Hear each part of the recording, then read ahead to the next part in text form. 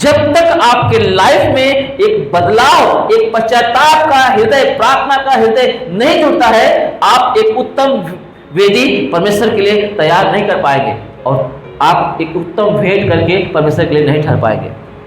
इससे पहले कि परमेश्वर आपके पास आए, आपको ब्लेस करे, आपका भेंट, आपकी आराधना, आपकी स्तुति, आपका सेवकाई वो ग्रहण करे, आमीन, आपका जीवन ग्रहण करे, इससे पहले कि वो ग्रहण करे, आपको मन फिराना पड़ेगा। उन सारे जो है डाकुओं का खो को, अड्डे को आपके जीवन से हटाना पड़ेगा, आपके परिवार से हटाना पड़ेगा। आमीन।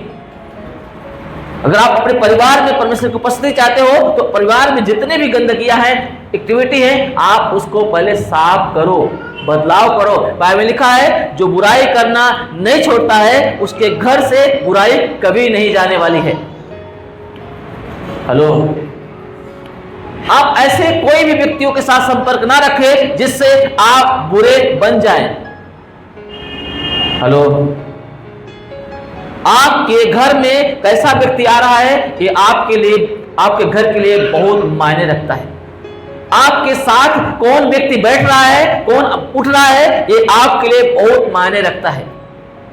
अगर आप ऐसे व्यक्तियों के साथ संपर्क में हैं, ऐसे व्यक्तियों के साथ उठते बैठते हैं जो बुरे हैं, जो बुरी व्यक्तियों को करते हैं, जो व्यभिचार करते हैं, जो झूठ बोलते हैं, जो चोरी करते हैं, जो नशा करते हैं, आप बिगड़ जाएंगे, आप परमेश्वर की वेदी नहीं ठहरेंगे। आप अपने घरों में ऐसे व्यक्तियों का एंट्री मत करने दें जो चरित्र से खराब है, क्योंकि आपके फैमिली के ऊपर वो हमला करेंगे। आप रात दिन अपने फैमिली के लिए प्रार्थना कर रहे हैं, जो रात दिन आप उनके लिए परिश्रम कर रहे हैं, आपका परिश्रम सब व्यर्थ जाएगा और आप अपने फैमिली को बिगड़ते हुए देख पाएंगे। हेलो, इसलिए मैं बता रहा हूं, सबसे पहले आप वेदी की तैयारी करें। और वेदी की तैयारी का मतलब यह होता है कि कोई भी गंदगी, कोई भी ऐसी चीज आपके संपर्क में नहीं आना चाहिए जो गलत हो। हालेलुया, ताकि परमेश्वर आपके मध्य में आए। मेरी बात समझ में आ रहा है आप लोग को, है ना? कोई भी ऐसा व्यक्ति आपके घर में नहीं घुसना चाहिए जिसका चरित्र अच्छा नहीं है, क्योंकि उसके निगेटिव एनर्जी का, आपका बच्चा सही है, आपका बेटा, आपका बेटी, आपका बीवी, आपका परिवार सही है, परंतु उनके संपर्क में आने के कारण उनके अंदर की जो दुष्टात्माएं हैं आपके जीवन में, परिवार में काम करने वाली है।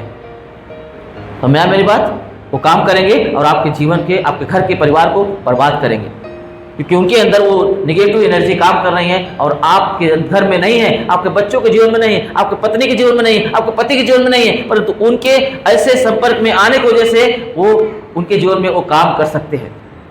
इसलिए ऐसा कोई भी चीज, कोई भी व्यक्ति, अगर आप आत्मिक हैं, इस पर बहुत ज्यादा ध्यान दे।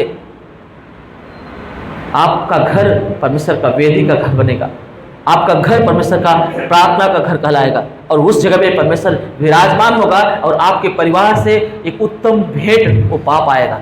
आमीन।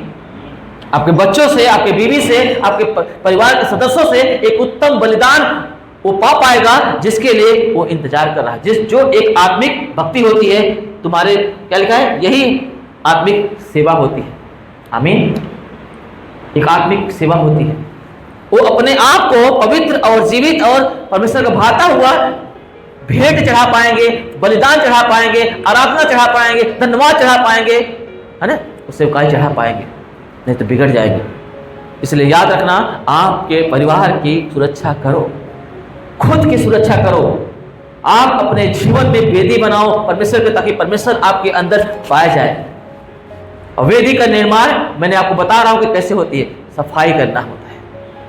यीशु मसीह बोलता है डाकुओं का अड्डा नहीं बनना चाहिए। हालेलुया, डाकुओं का अड्डा नहीं बनना चाहिए। भेंट चढ़ाने से पहले वेदी का निर्माण होता है। परमेश्वर ने अब्राहम को दर्शन दिया, बोलता है जो बेटा मैंने तुमको दिया इसहाक को, तुम जा पहाड़ पर और वहां पे उसको चढ़ा। पता है वो केवल बेटे को नहीं ले गया था, लकड़ी उकड़ी जितना वेदी के लिए लगता है सारा सामान लेके गया। 3 दिन की चढ़ाई को चढ़ा पहाड़ पर। हेलो, ऐसे नहीं गया वो, जितना सामान वेदी के लिए लगता है सब सामान लेके गया, क्योंकि उसको चढ़ाना है। कुछ चीजें चढ़ाने से पहले आपका वेदी की तैयारी करना पड़ेगा, वेदी का इंतजाम करना पड़ेगा। हालेलुया, वेदी का इंतजाम करना पड़ेगा। बिना उसके इंतजाम के आप उत्तम भेंट नहीं चढ़ा पाते। बाइबल लिखा है, यीशु मसीह बोलते हैं, जब तुम प्रार्थना करने जाए, वेदी के सामने जाए और तुझे स्मरण आए कि तेरे भाई के मन में तेरे प्रति कुछ विरोध है, कुछ गुस्सा है, नफरत है, तो सबसे पहले वेदी को इधर छोड़, सबसे पहले तो जा, पहले उससे मेल मिलाप कर, तब आकर अपनी भेंट को चढ़ा, तो तेरी भेंट ग्रहण योग्य होगी। इसका मतलब है कि तुम भेंट चढ़ाने के लिए तो आ गए, पर तुम्हारी वेदी तैयार नहीं हुई है। अभी भी तुम्हारे अंदर डाकुओं का अड्डा पाया जा रहा है, विरोध पाया जा रहा है, नफरत पाया जा रहा है, ईर्ष्या पाया जा रहा है, घमंड पाया जा रहा है, और आपकी वजह से कोई तो नाराज चल रहा है। हेलो, कोई तो नाराज चल रहा है, और आप परमेश्वर के सामने भेंट चढ़ाने आए हो, उत्तम भेंट चढ़ाने आए हो, नहीं चढ़ा पाओगे। सबसे पहले भेंट चढ़ाने से पहले वेदी चाहिए, बिना वेदी का भेंट नहीं चढ़ाया जाता, याद रखना। हेलो, नहीं चढ़ाया जाता। परमेश्वर ने मूसा को दर्शन दिया, बोलता है मैं पहाड़ पे आऊंगा, सीने पर्वत पे आऊंगा। इजराइल के लोगों को कोई पर्वत के इर्द गिर्द नहीं पाया जाना चाहिए, पूरा बाड़ा बांध दे पर्वत के चारों तरफ से, कोई जानवर कोई इंसान अगर उसमें आएगा तो नष्ट हो जाएगा। हेलो, क्योंकि मैं वहां प्रकट होने वाला हूं, ये तैयारी कर पहले, ताकि मैं आऊं, उनके लिए नुकसान नहीं, आशीष का कारण ठहरू। हालेलुया, मैं आऊं तो उनके लिए नुकसान का नहीं, आशीष का कारण ठहरू करके परमेश्वर बोलता है। और मूसा ने वैसे किया जैसे परमेश्वर ने बोला था। परमेश्वर ने मूसा को दर्शन दिया, बोलता है कि जैसा मैं बताता हूं वैसा नमूना बना, वैसे तंबू बना, क्योंकि मैं तुम्हारे बीच में रहना चाहता हूं। इससे पहले कि मैं तुम्हारे बीच में आऊं, पहले तू उस तंबू का निर्माण कर, उस वेदी का निर्माण कर, जहां मैं आऊं और तुमको आशीष दे सकूं। आमीन, तुम्हारी भेंटों को ग्रहण कर सकूं। मेरी बात समझ आ रहा है? जैसा परमेश्वर ने उसे ढांचा बताया था तंबू बनाने के लिए, मूसा वैसा ही ढांचा बनाए, बेहतरीन ढांचा बनाए। परमेश्वर उसकी प्रशंसा करता है, पता है।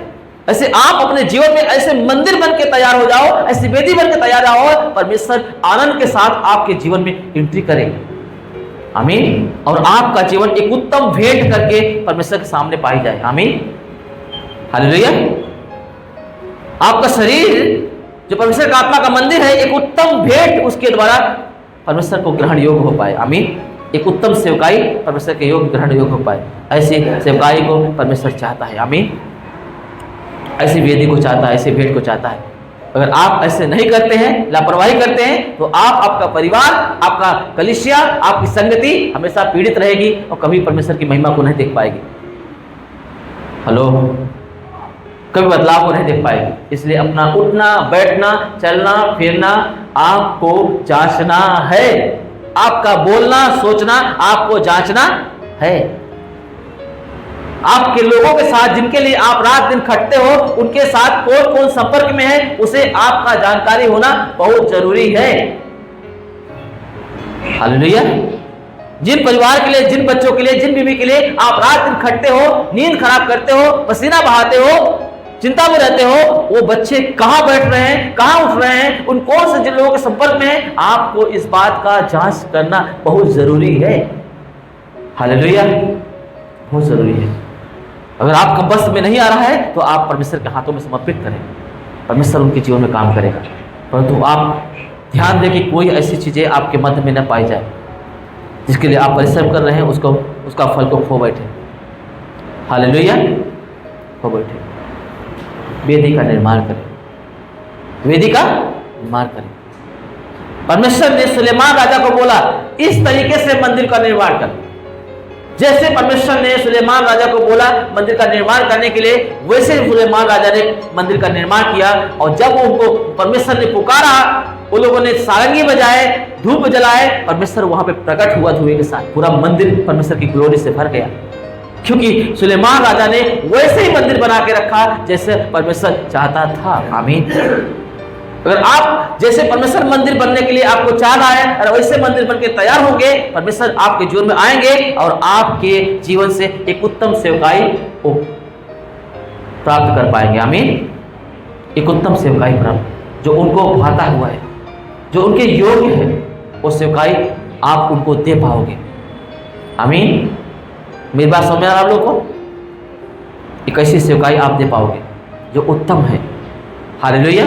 नहीं तो आप सिर्फ नाम मात्र के मसीही रहेंगे और आपके जीवन में कोई फल नहीं दिखेगा। फिर परमेश्वर आपको बताएगा कि आपको कहां जाना है, क्या करना है, किसको चंगाई देना है, किसको छुटकारा देना है, किसको सुसमाचार करके लेके आना है, आपको खुद यहोवा बताएगा।